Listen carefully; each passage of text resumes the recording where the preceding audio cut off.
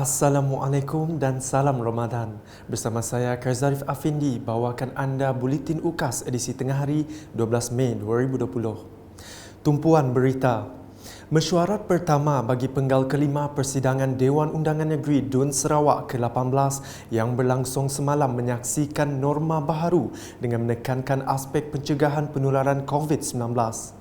Ketua Menteri Sarawak, Datuk Patinggi Dr. Abang Haji Abdul Rahman Zohari Tun Datuk Abang Haji Openg yang hadir turut kelihatan memakai penutup mulut dan hidung dan menggunakan cecair pembasmi kuman sebelum memasuki Dewan Persidangan.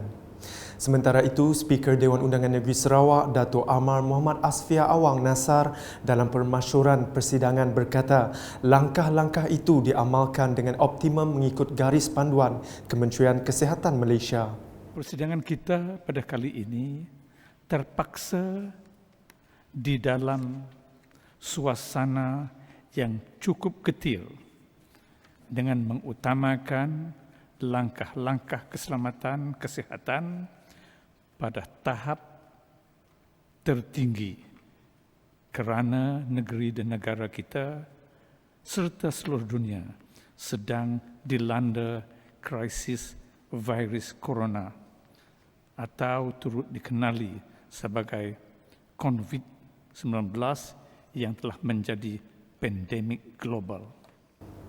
Persidangan DUN pada kali ini hanya berlangsung sehari sahaja tanpa istiadat pembukaan seperti lazimnya.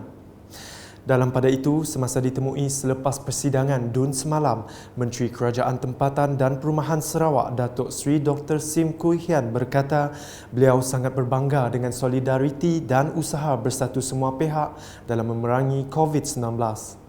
I'm very sure all of us has sacrificed so much and now also to go back to MCO1, MCO2, MCO3. And that's why it's important for all of us to continue to be vigilant, not to be complacent, because the virus still the same, the virus still around, the virus still as infectious. It's just that we find a ways of how to flatten it so that don't get so many get infected. Datuk Seri Dr. Sim turut menzahirkan penghargaan kepada Ketua Menteri Sarawak, Datuk Patinggi Abang Jo yang menggunakan dana dari projek-projek tidak dilaksanakan untuk membantu rakyat yang terkesan akibat COVID-19. Those money that not used to be used for the rakyat, in particular for the MLGH, including 2,250 now for all the hawkers and petty traders, including those in the coffee shops, as well as to pay for the some of the frontliners in medical, in the councils, and all these basically come from the money budgeted last year, but because of the COVID-19, we did not carry the projects and use those money to immediately help our fellow Sarawakians who needs help. Justeru beliau berharap dengan adanya bantuan kewangan yang disalurkan, ia sedikit sebanyak dapat meringankan beban yang ditanggung rakyat ketika ini. Sementara itu, Ahli Dewan Undangan Negeri Adun Repok Datuk Seri Huang Tiong Si ketika ditemui UKAS mengambil kesempatan merakamkan terima kasih kepada Ketua Menteri Sarawak Datuk Patinggi Abang Jo atas tambahan dana berjumlah 2 bilion ringgit untuk pembangunan Sarawak. Ujarnya keprihatinan Ketua Menteri melaksanakan tanggungjawab sebagai pemimpin Sarawak amat dihargai dan usaha itu perlu disokong oleh semua lapisan masyarakat. Thank you our Chief Minister to give another this one extra fund 2 billion for Sarawak Development Funds. Datuk Patinggi is a very good leader in the Sarawak here.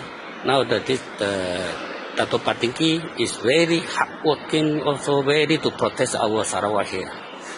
We must be to fully to support for the Datuk Patinggi. Seterusnya, Adun Batu Kitang Lo Ke Chiang pula menyatakan kekecewaannya dengan Adun Bawang Asan yang mempersoalkan kemampuan kerajaan negeri dalam membiayai pakej bantuan khas Sarawak Kusayang. Katanya sebagai bekas Menteri Kewangan kedua dengan pengalaman 15 tahun, beliau sepatutnya tahu akan pengurusan baik kewangan negeri. We pledge to serve the rakyat. And it is through this DUN that we are serving the rakyat. And Datuk Seri Wong, being the second finance minister before, and who has been in Sarawak Parliament for the last 15 years, I feel sad and I feel disappointed that he's not in here today to support the Sarawak government. Beliau seterusnya memberikan sokongan kepada Menteri Kewangan kedua, Dato' Amar Douglas Uga Embas, yang menekankan bahawa kedudukan kewangan Sarawak masih kekal kukuh. I support Dato' Amar Douglas when he says that Dato' Sri Wong should know that the 2.55 billion expenditure comes from a contingency fund, not like what Dato' Sri Wong said. We don't have contingency fund, but we have contingency funds. Seterusnya, Adun Pelagus Wilson Nyabong yang turut ditemui memberitahu sebagai langkah memastikan Kapit kekal kawasan hijau, sebarang pergerakan melalui air dan darat ke Kapit akan dikawal ketat oleh anggota penguatkuasa. Justeru jelasnya, individu yang ingin balik ke rumah panjang di kawasan tersebut dikehendaki melaporkan diri ke Jawatan Kuasa Pengurusan Bencana Bahagian Kapit terlebih dahulu. We are strict when come to this the entrance of people from other outside Kapit lah. One is from this Indonesia, Tapamegah there. Another one is from Sangan, Bentulu. And those people coming from this those working in offshore, they try to slip in from there, but we have a guard there. Selanjutnya, Adun Saribas Muhammad Razi Sitam ketika ditemu bual UKAS berkongsi mengenai perkembangan bantuan bekalan makanan di kawasan Saribas sepanjang tempoh PKP.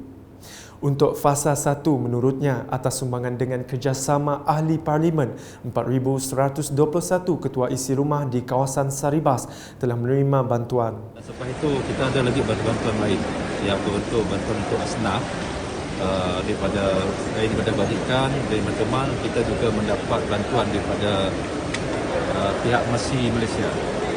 Pihak Mercy Malaysia sendiri turun sama kita untuk menyerahkan sejumlah bantuan yang berupa makanan kepada staf-staf daripada kita. Boleh dikatakan setakat ini kita dah 3 kali lah. Beliau turut menjelaskan mengenai masalah terputusnya bekalan air serta berlakunya banjir kilat yang menjejaskan 90% rumah penduduk di kawasan Debak.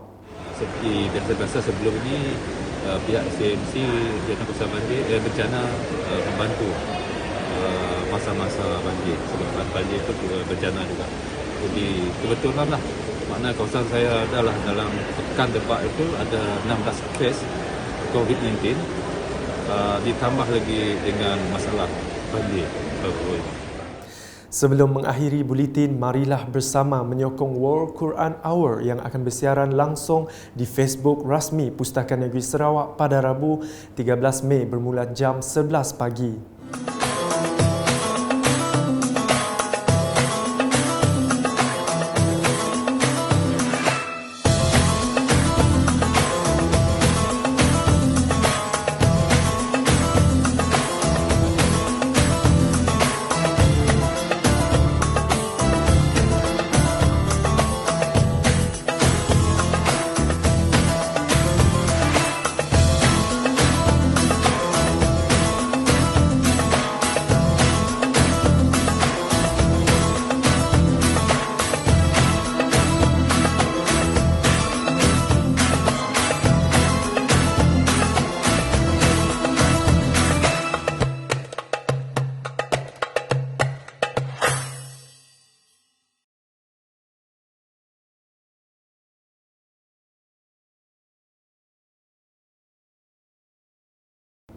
Sekian bersama saya, Karzarif Afindi dan kru penerbitan.